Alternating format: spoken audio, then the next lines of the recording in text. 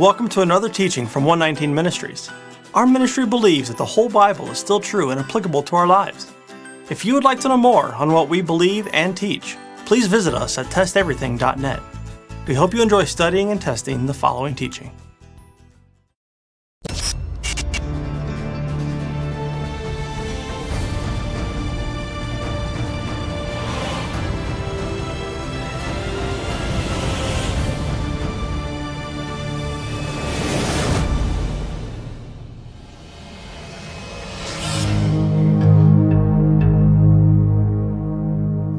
Not surprisingly, there are many different allegations laid out by anti-missionaries to discount Yeshua being the Messiah.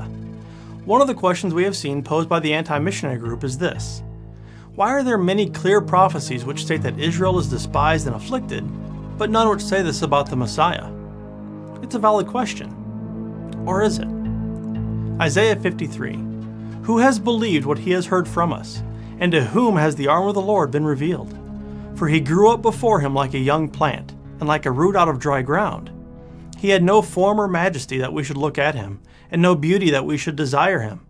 He was despised and rejected by men, a man of sorrows and acquainted with grief, and as one from whom men hide their faces. He was despised, and we esteemed him not. Surely he has borne our griefs and carried our sorrows. Yet we esteemed him stricken, smitten by God, and afflicted. But he was pierced for our transgressions. He was crushed for our iniquities. Upon him was the chastisement that brought us peace, and with his wounds we are healed. All we like sheep have gone astray. We have turned, every one, to his own way. And the Lord has laid on him the iniquity of us all. He was oppressed, and he was afflicted, yet he opened not his mouth. Like a lamb that is led to the slaughter, and like a sheep that is before its shearers is silent, so he opened not his mouth. By oppression and judgment he was taken away. And as for his generation, who considered that he was cut off out of the land of the living, stricken for the transgression of my people? And they made his grave with the wicked and with the rich man in his death, although he had done no violence, and there was no deceit in his mouth. Yet it was the will of the Lord to crush him. He has put him to grief. When his soul makes an offering for guilt, he shall see his offspring. He shall prolong his days. The will of the Lord shall prosper in his hand. Out of the anguish of his soul he shall see and be satisfied. By his knowledge shall the righteous one, my servant, make many to be accounted righteous, and he shall bear their iniquities. Therefore I will divide him a portion with the many, and he shall divide the spoil with the strong, because he poured out his soul to death, and was numbered with the transgressors. Yet he bore the sin of many, and makes intercession for the transgressors. Let's look at this again. Does it say the Messiah will be despised and afflicted? Verse 3. He was despised and rejected by men, a man of sorrows and acquainted with grief, and as one from whom men hide their faces. He was despised, and we esteemed him not. Verse 4. Surely he has borne our griefs and carried our sorrows, yet we esteemed him stricken, smitten by God, and afflicted. Verse 5. But he was pierced for our transgressions, he was crushed for our iniquities, and upon him was the chastisement that brought us peace, and with his wounds we are healed. Pierced, crushed, chastisement. Those are just some of the words used to describe what happens to the Messiah, aside from the specific references to him being despised in Isaiah 53. Are those not types of affliction? Is it possible we are misunderstanding what it means to be afflicted? Let's look up the words used in the Hebrew and in the Greek from the Septuagint to find out what is being intended. First, the Hebrew. Strong's H6031, ana or ani. This form of the word means to be afflicted or to be humbled. Thayer's lexicon defines it as to be oppressed or afflicted. Here's the word from the Septuagint from various lexicons and dictionaries. G2561, LSJ Glossary, ill treatment. Dodson, affliction, ill treatment, oppression, or misery. Strong's, maltreatment. It's a derivation from G2559. It's used to mean afflict.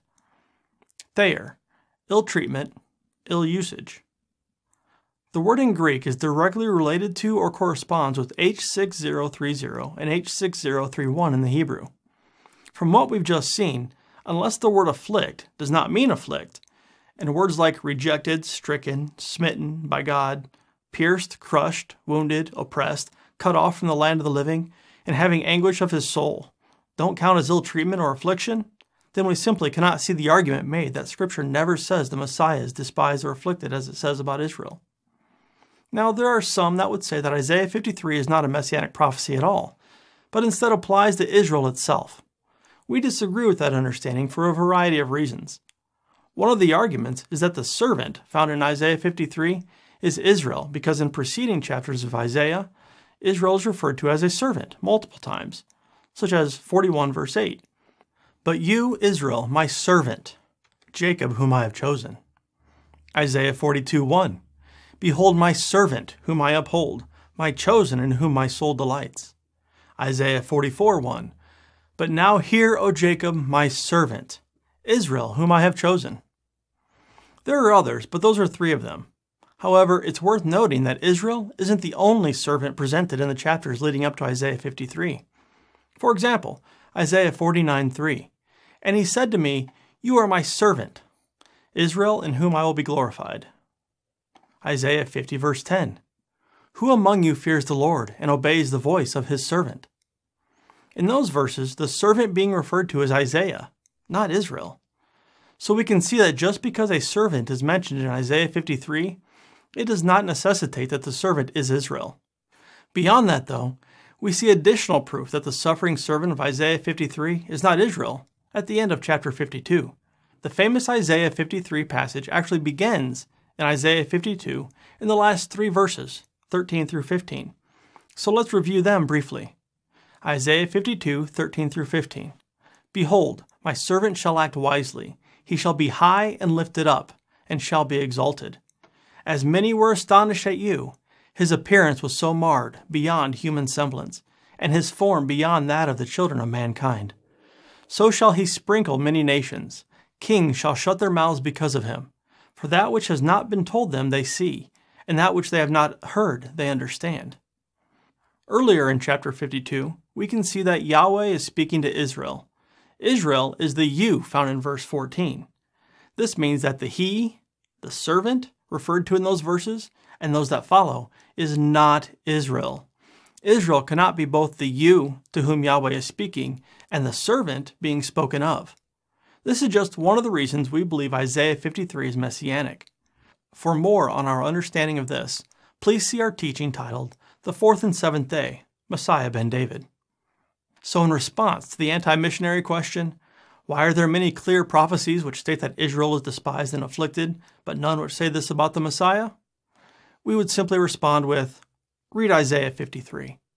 However, in case that isn't enough, there are some other verses that refer to the Messiah being afflicted, such as Psalm 22, verse 1. My God, why have you forsaken me? Why are you so far from saving me from the words of my groaning? Psalm 22, verses 6 through 8. But I am a worm and not a man, scorned by mankind and despised by the people. All who see me mock me. They make mouths at me. They wag their heads. He trusts in the Lord. Let him deliver him. Let him rescue him, for he delights in him. Psalm 22, verses 16 through 18. For dogs encompass me. A company of evildoers encircles me. They have pierced my hands and feet. I can count all of my bones. They stare and gloat over me, and they divide my garments among them, and for my clothing they cast lots. Psalm 69, verse 9. For zeal for your house has consumed me, and the reproaches of those who reproach you have fallen on me. Psalm 118, 22. The stone that the builders rejected has become the cornerstone. And finally, Zechariah 12:10. And I will pour out on the house of David and the inhabitants of Jerusalem a spirit of grace and pleas for mercy, so that when they look on me, on him whom they have pierced, they shall mourn for him as one mourns for an only child, and weep bitterly over him as one weeps for a firstborn. There are additional messianic prophecies, but these are some of the more prevalent ones describing affliction he was to endure. Hopefully you can see that there are other verses relating to the Messiah that indicate he will suffer, and that the he is not Israel. A final thought. The Messiah is a prophet likened unto Moses according to Deuteronomy 18:15.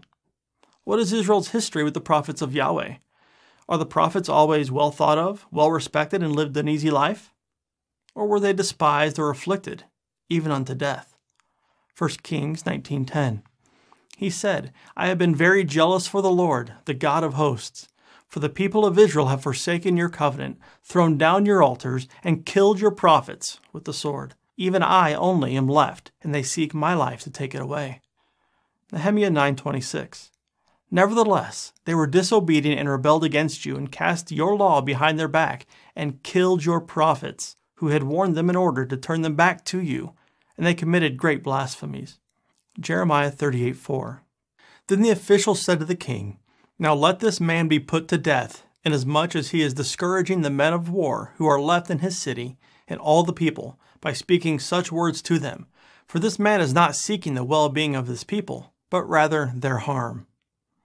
Again, there are additional verses to indicate how Israel killed the prophets, but these three should be sufficient to show that in general, the prophets of Israel were not living easy, carefree lives, but instead were despised or afflicted, even unto their death. So, if Isaiah 53 isn't sufficient, and additional Messianic prophecies are not sufficient to show that the Messiah was despised and afflicted, then simply, by the nature of being the prophet of Yahweh, he would be despised and afflicted. It's true, not every single person would despise or afflict them. The Messiah will be loved as well, but he would face his own afflictions.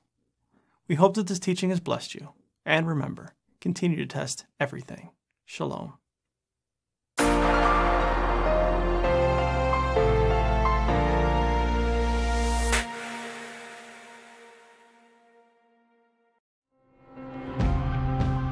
It is because of you, our generous supporters, who make it possible to offer these high-quality teachings completely free of charge.